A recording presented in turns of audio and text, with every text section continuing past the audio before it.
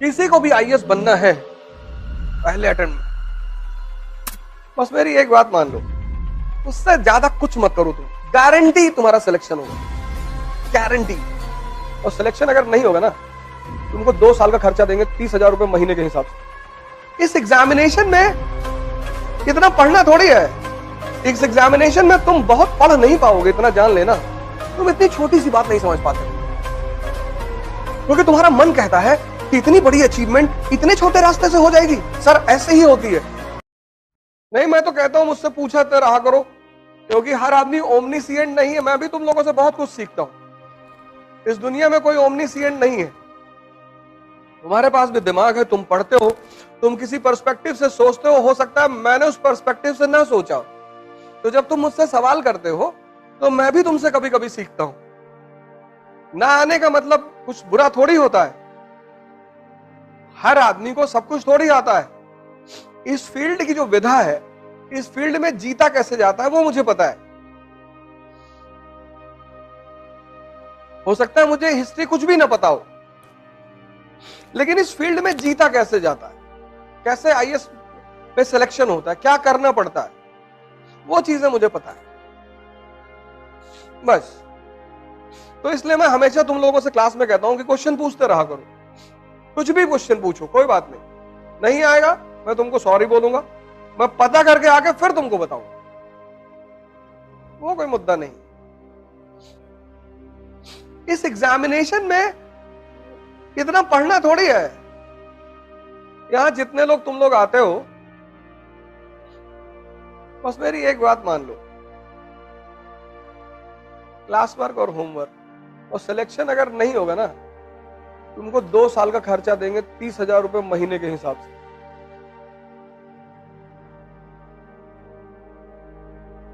तुम क्यों टेंशन ले रहे हो यार? आज इकरा में मान लो 100 लोग आ रहे हैं, ठीक है, बहुत आ रहे हैं। ये 100 वो लोग हैं जिन्होंने जीवन में खतरा ले रखा है कि पैसा डूब जाएगा तो, लेकिन चलो। जब तुम कोई बिजनेस शुरू करते हो तो तुम्हारा बिजनेस पहले दिन में नहीं खड़ा होता। बिजनेस का पहला चरण है फेथ।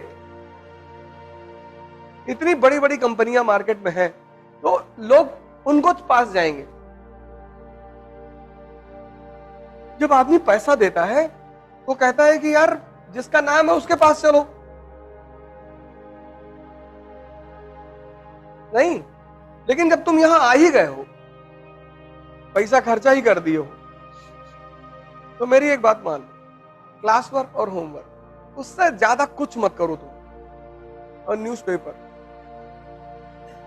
गारंटी तुम्हारा सिलेक्शन होगा, गारंटी।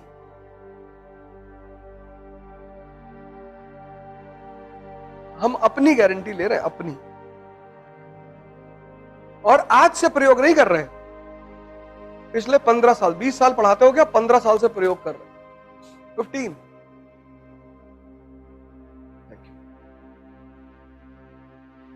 चाय है?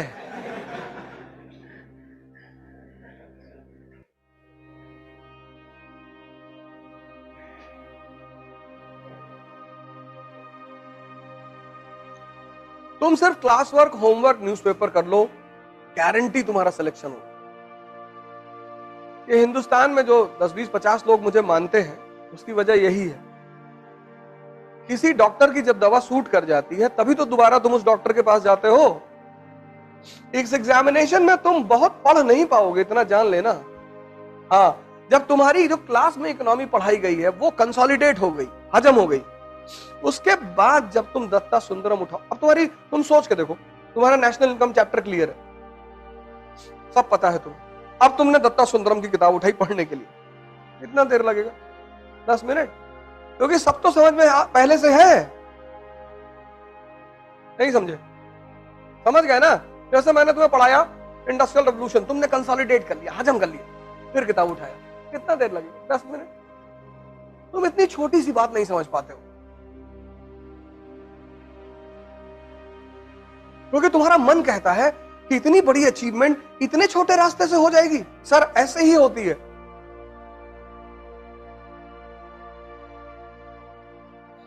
जितनी बड़ी बड़ी अचीवमेंट है उनके छोटे छोटे फॉर्मूले हैं, जितनी छोटी छोटी अचीवमेंट है उनके बड़े बड़े फॉर्मूले, नियम है इस संसार का।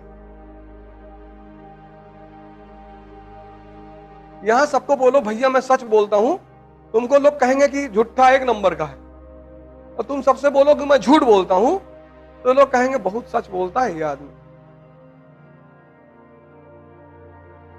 ये अजीब सा खेल है, अजीब सा। एनसीईआरटी में कितनी बार तुम लोगों को बोला हूं, एनसीईआरटी मतलब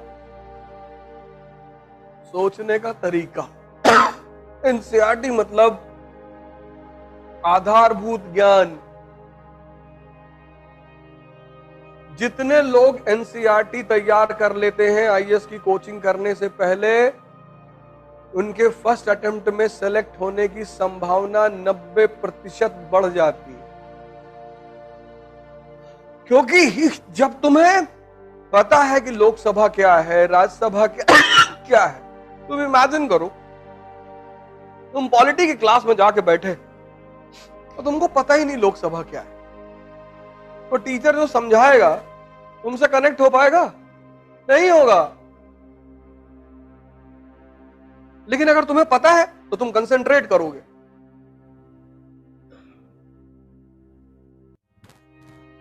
नहीं करोगे फिर तो 50% तुम सीख के आए थे और 50 तुमने क्लास में सीख लिया। जड़ मजबूत हो गई कि नहीं हो गई? किसी को भी आईएएस बनना है पहले अटेम्प्ट में, वो अपनी एनसीईआरटी पर कमांड बना ले। अब जैसे पहला चैप्टर है विपिन चंद्रा का, क्लास 12th वाली एनसीईआरटी है ना विपिन चंद्रा, उसका पहला चैप्टर है 18वीं शताब्दी का भारत, है ना। अब वो चैप्टर जब तुमने खत्म किया तो पहली चीज क्या क्लियर होनी चाहिए कि मुगल साम्राज्य का पतन क्यों हुआ, यही तो पहली हेडिंग है। दूसरी चीज क्या क्लियर होनी चाहिए? क्षेत्रीय राजवंश, राजपूताना, अवध। पढ़ी हो कभी एनसीईआरटी? बताओ अवध के बारे में।